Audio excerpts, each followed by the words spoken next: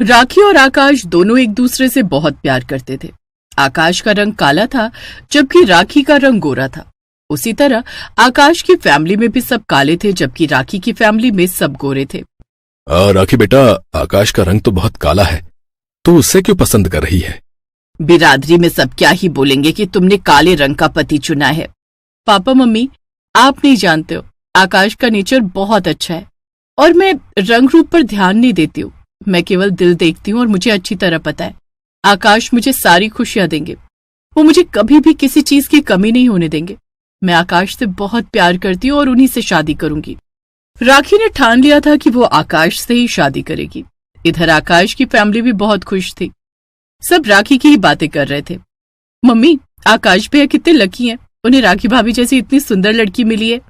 हाँ मम्मी, सचमुच राखी भाभी को जब मैंने पहली बार देखा तो मैं तो देखती रह गई। बिल्कुल चांद का टुकड़ा लगती है राखी भाभी। इतना सुंदर गोरा रंग है उनका। बस राखी भाभी हमारे घर जल्दी से आ जाए, फिर हम उनके साथ खूब सारा टाइम स्पेंड करेंगे। हाँ भैया, अब आपकी जल्दी से शादी हो जाए। आकाश बेटा, तुमने राखी की फैमिली से बात की? वो लोग कब कह रहे हैं शादी के लिए? पापा, राखी आज अपने घर में बात कर रही है, कल तक बता देगी, फिर आप लोग बात कर लेना।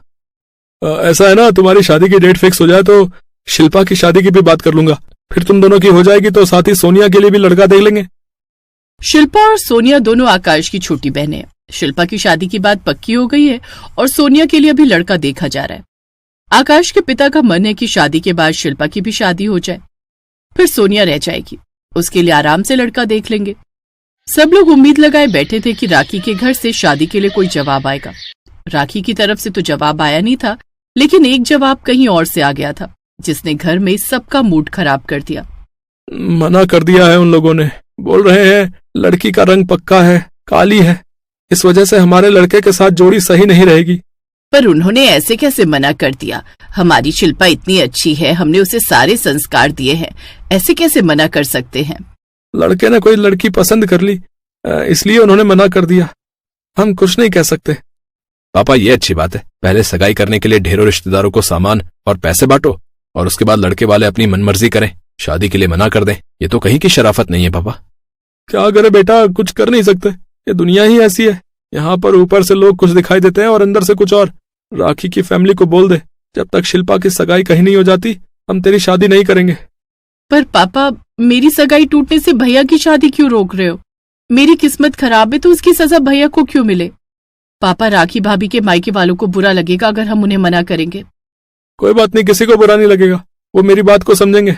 अभी अभी शिल्पा की सगाई टूटी है, इसके लिए लड़का ढूंढने में परेशानी होगी, क्योंकि हर कोई 10 सवाल करेगा कि सगाई क्यों टूट गई।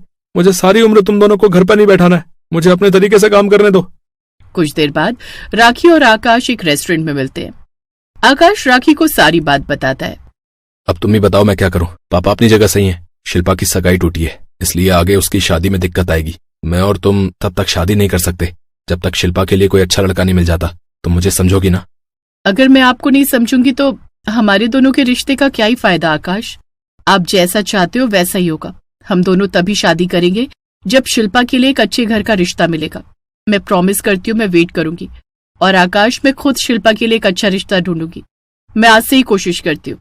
आप मुझे शिल्पा का बायोडाटा और फोटोज भेज देना।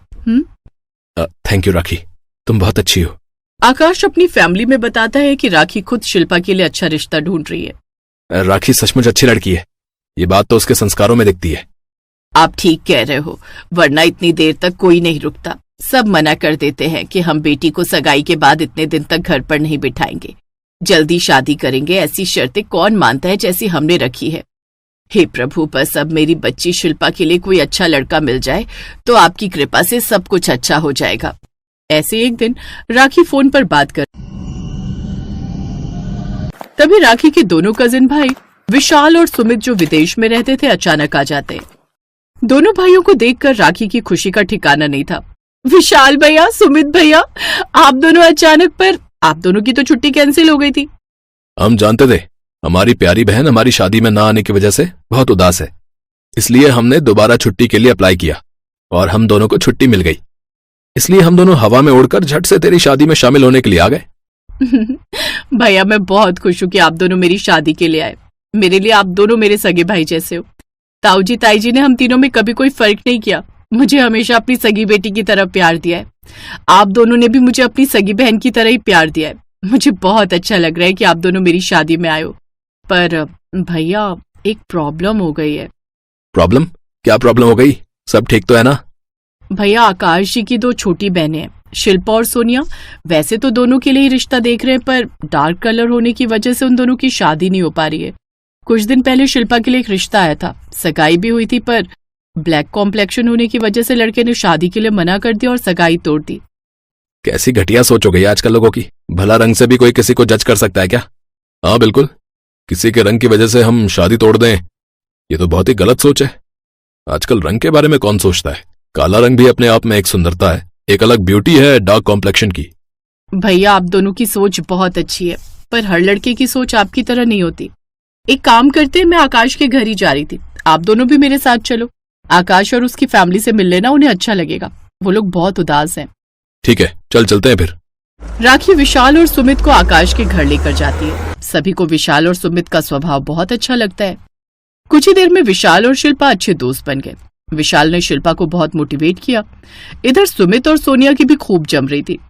राखी के मन में एक बात आती है। जब सब शाम को घूमकर आते हैं तब राखी विशाल और सुमित से कुछ बात करती है।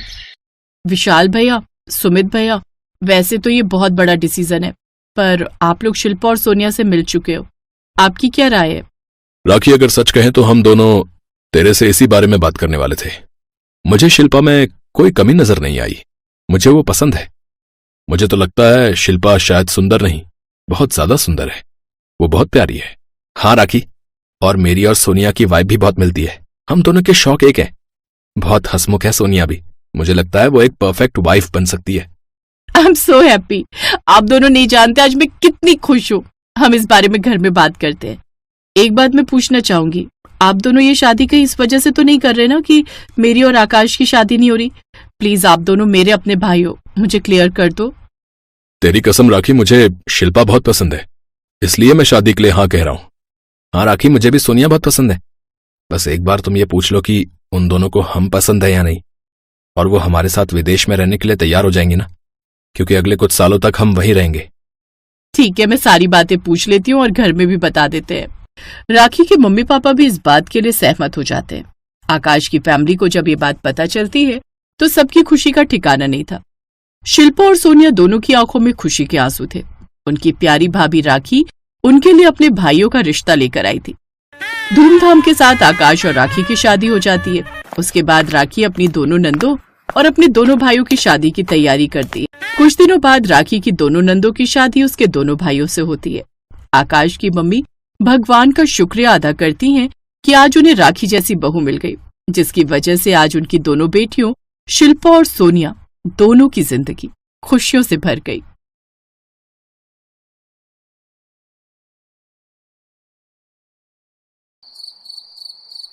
चलो भाई, अब तो सूरज का भी लगन हो गया और भगवान की कृपा से सब अच्छे से हो गया। अब आगे क्या सोचा है सीमा? किस बारे में माँ? अरे अपने लगन के बारे में। और किस बारे में? तूने कहा था कि सूरज की शादी के बाद तू सोचेगी इस बारे में। हाँ तो सोच लूंगी, सोचने में क्या जाता है। हाँ हाँ, तू क्यों करेगी शादी? लगता है मेरे मरने के बाद ही बसेगा तेरा घर। जीते जी तुझे दुल्हन बनते नहीं देख पाऊंगी मैं। माँ, ये इमोशनल डायलॉग ना मुझ पर काम नहीं आएंगे। चलो दवाई का टाइम हो गया है। ऐसी माँ, मान जाना। बस माँ, अब ये टॉपिक खत्म। तुम्हें साफ साफ सुनना है तो सुन लो, मैं कभी शादी नहीं करूंगी और ये मेरा आखिरी फैसला है। ये बात सीमा ने गुस्से में कही थी तो उसकी माँ कमला आगे कुछ नहीं बोली और चुपचाप दवाई खाकर सो गई। फिर सीमा भी अपने कमरे में आ गई और डायरी में दबी एक फोटो निकालकर उसे देखती रही। फिर जब उसकी आंखों में आंसू आ गए तो उसने वो फोटो वापस रख दी और सोने की कोशिश करने लगी। और फिर अगले दिन, अरे वाह, ये साड़ी तो बड़ी सुंदर है, अब ये सीमा के लिए रख लेते हैं। माँ जी, ये तो चटक लाल रंग की है। दीदी इसका क्या करेंगी? क्यों, सीमा लाल रंग क्यों नहीं पहन सकती?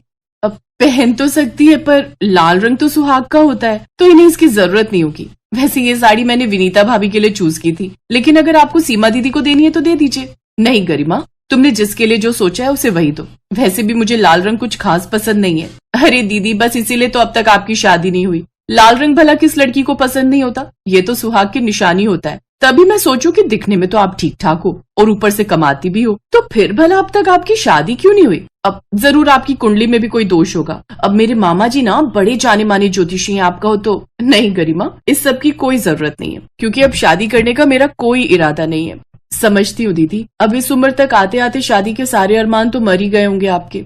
साफ पता चल रहा था कि सीमा की नई नवेली भाभी गरिमा ने ये बात सीमा को ताना मारते हुए कही थी। असल में सीमा अपने भाई बहनों में सबसे बड़ी थी और कुछ ही महीनों में वो 40 साल की होने वाली थी। सीमा से छोटे 2 भाई विजय और सूरज और एक बहन रीना थी। ऐसा नहीं था कि सीमा कभी शादी नहीं करना चाहती थी, लेकिन जब उसकी शादी की सही उम्र थी तभी उसके पिता की दिल की बीमारी से मौत हो गई। ऐसे में सब कुछ अकेली सीमा ने संभाला, लेकिन इस सब में सीमा के हाथ से समय निकलता गया और वो अपना घर नहीं बसा सकी। लेकिन उसका ये दर्द उसकी माँ कमला के सिवाय और कोई नहीं समझता था। वैसे भाभी, ये सीमा दीदी अब तक कुंवारी कैसे है? कोई खोट वोट है क्या? ज्यादा तो मुझे भी कुछ नहीं पता, पर एक बार इन्होंने जिक्र किया था कि एक लड़का था तो जो सीमा दीदी को पसंद करता था, लेकिन सीमा दीदी ने शादी से मना कर दिया। फिर वो लड़का कभी वापस नहीं आया। अरे क्यों आएगा वापस? ये कोई मिस इंडिया हो रखी है क्या? और ऐसा भी नहीं कि दहेज के लिए लाखों जोड़ रखे हो। समझ गई, अपने ईगो में ही रह गई है। अब बताओ, 40 की होने जा रही है। मेरे घर में तो सब हंसी उड़ा रहे थे। अब क्या करें, कुछ कह भी तो नहीं सकते, बड़ी जो है। लेकिन मैंने तो पहले ही साफ साफ कह दिया है कि दीदी शादी करे या ना करे, लेकिन अपने बुढ़ापे का इंतजाम खुद करके रखे। भाई आगे चल के हम अपना परिवार देखेंगे या इन्हें संभालते फिरेंगे। बात तो बिल्कुल सही है। चलो मैं भी इनसे बात करूंगी इस बारे में। ये बातें घर की बहुएं कर रही थी, जिनके पति कुछ न बन पाते अगर सीमा उनके लिए मेहनत न करती। लेकिन अच्छी बात ये थी कि सीमा ने कभी किसी से उम्मीद नहीं रखी और अब उसका बस एक ही मकसद था कि वो जितना हो सके अपनी बीमार माँ की सेवा करे और उन्हें खुश रखे। फिर उसी शाम, अरे रीना, तू इस वक्त, और वो भी अकेली? श्याम क्यों नहीं आए तेरे साथ? क्योंकि मैं नहीं लेकर आई उन्हें, मुझे अकेले आना था इस बार। अरे पर तू सूरज की शादी के बाद परसों ही तो गई थी अपने ससुराल। अब सच बता रीना, तूने फिर से झगड़ा किया क्या श्याम जी से? झगड़ू नहीं तो और क्या करूं दीदी, वो अपने परिवार वालों के सामने मुझे कुछ समझते ही नहीं। यहाँ से थकी हारी गई तो अगले ही दिन खाना बनाने के लिए बोल दिया। अब बताओ ये कोई बात हुई क्या? ओहो, और तू इतनी सी बात पर यहाँ चली आई। तूने गलत किया रीना। दीदी, आपका तो कोई ससुराल है नहीं, तो आप क्या जाने कैसे और कितना एडजस्ट करना पड़ता है वहाँ। और फिर ये मेरा भी घर है, शादी हो गई तो क्या, जितना हक आपका है यहाँ उतना ही मेरा भी है। ये कहकर रीना तो वहां से चली गई, लेकिन सीमा वहीं खड़ी रह गई। वो कहना और करना तो बहुत कुछ चाहती थी, लेकिन फिलहाल वो अकेली रहना चाहती थी। इसीलिए वो अपना पर्स लेकर घर से निकल गई। और फिर कुछ देर बाद, आइए sir, most welcome and thanks, आप मेरे बुलाने पर स्पेशली फॉरेन से यहाँ आए। हाँ, तुम्हारी शादी में नहीं आ पाया था तो अब आना तो था ही। जी आइए सर, मैं अभी सबको बुलाकर लाता हूँ। सूरज अपने एनआरआई बॉस अनिकेत को डिनर के लिए घर पर लेकर आया था। और फिर, माँ जी, दीदी कहाँ है? आज तो संडे है तो उनके ऑफिस की छुट्टी होगी ना? हाँ, दिन तक तो घर पर ही थी, अभी चली गई होगी कहीं। दीदी का बढ़िया है, शादी हुई नहीं तो किसी बात की टेंशन ही नहीं है। हाँ, वरना तो शादी के बाद हम लेडीज का कोई पर्सनल स्पेस ही नहीं बचता। ये किसकी बात हो रही है सूरज? सर, वो मेरी सबसे बड़ी दीदी है सीमा। वो अनफॉर्चुनेटली उनकी शादी नहीं हो पाई सही समय पर, और अब वो 40 साल की होने वाली हैं, तो अब तो कोई चांस ही नहीं है। अब तो सिर्फ अफसोस ही कर सकते हैं। अब आप ये खीर लीजिए ना, गरिमा ने बनाई है। अनिकेत ने हाथ से इशारा करके सूरज को खीर परोसने से रोक दिया और फिर खाने की टेबल से उठ खड़ा हुआ। क्या हुआ सर, डिनर पसंद नहीं आया क्या आपको? डिनर तो ठीक है, लेकिन तुम लोग और तुम सबकी सोच पसंद नहीं आई मुझे। अनिकेत आगे कुछ कहता उससे पहले ही सीमा घर के मेन डोर से अंदर दाखिल हुई। उसने जैसे ही अनिकेत को देखा तो वो तो अपनी जगह पर जम सी गई, लेकिन अनिकेत सीधा जाकर सीमा के गले से लग गया और ये देखकर वहां सभी के होश उड़ गए सिवाय कमला के। भगवान तेरा लाख लाख शुक्रिया, बस इसी दिन का तो इंतजार था मुझे। अब अनिकेत, तुम यहाँ इतने सालों बाद, लेकिन क्यों? सोचा तो था कि बस तुम्हें एक झलक देखकर वापस लौट जाऊंगा, लेकिन अब नहीं जाऊंगा। तुम इन लोगों के खातिर मुझसे दूर भागती रही, जिन्हें ना तो तुम्हारी कद्र है और न तुम्हारे सेक्रीफाइसेस की। ये लोग तुम पर तरस खाते हैं, तुम्हारा मजाक उड़ाते हैं, क्योंकि अब तक तुम्हारी शादी नहीं हुई, जबकि तुम चाहती तो कब का अपना घर बसा सकती थी मेरे साथ। सर, ये आप क्या कह रहे हैं? सच कह रहा है वो। ये दोनों कॉलेज में एक साथ पढ़ते थे और एक दूसरे से शादी करना चाहते थे, लेकिन सीमा ने तुम तीनों भाई बहनों की खातिर अपने सपने, अपना प्यार कुर्बान कर दिया। गलत किया इसने, लेकिन अब मैं इस घर में और कुछ गलत नहीं होने दूंगी।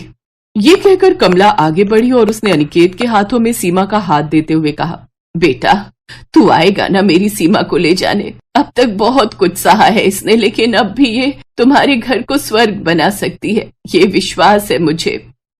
मैं जानता हूँ माँ जी, बस एक बार सीमा हाँ कह दे, जिसके इंतजार में मैं आज भी हूँ। सीमा की आंखों में आंसू थे। आज उसके पास ना कहने की कोई वजह नहीं थी, लेकिन हाँ कहकर अपनी खुशियां चुनने की कई वजहें थी।